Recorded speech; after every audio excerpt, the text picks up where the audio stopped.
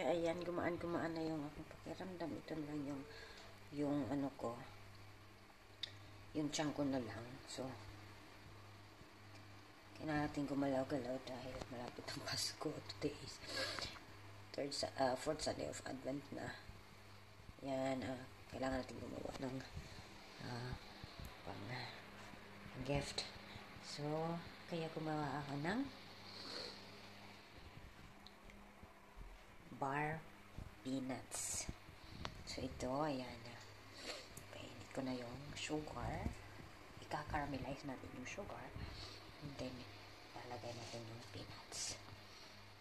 Ayan, gagawin natin. Kasi, tapos, ang ginawa ko ay nilalagyan ko siya ng cinnamon. Para may Christmas flavor. To add the Christmas cinnamon kasi is Christmas flavor. So, ayan. Ayan natin.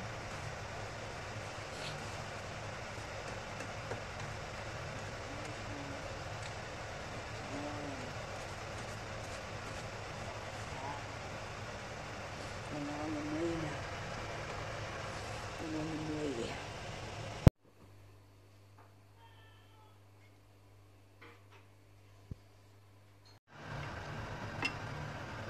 Makikita natin, ayan siya. Unti-unti na siyang caramelize. Tutunan na yung brown sugar. Naamoy ko na yung cinnamon.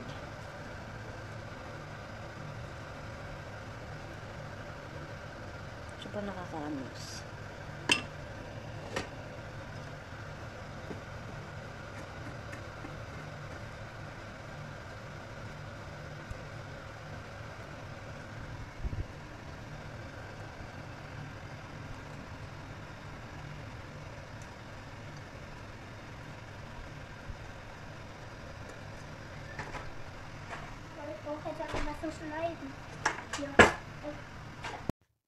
So, ayan, iyan yung unang hain natin. This is with cinnamon flavor. The next ay hindi natin lalagyan para meron siyang alternative.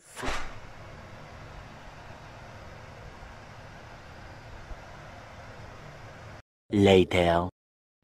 Another round natin. Ito yung without cinnamon. Ayan, malapot na siya. And then, gagawa pa tayo ng another round pa para sulitin na natin yung gawa natin today. Kailangan mabilisan ang gawa dahil pag tinagalan natin ay masusunog at saka dumidikit. So, hingin ko siya. So, yan na siya. Palamigin na lang natin yan siya.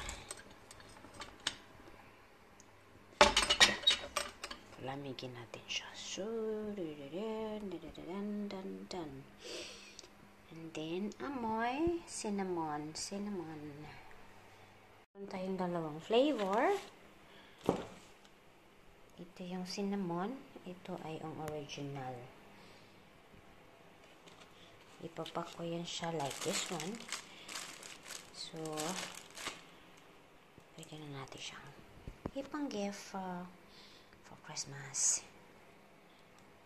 The next day.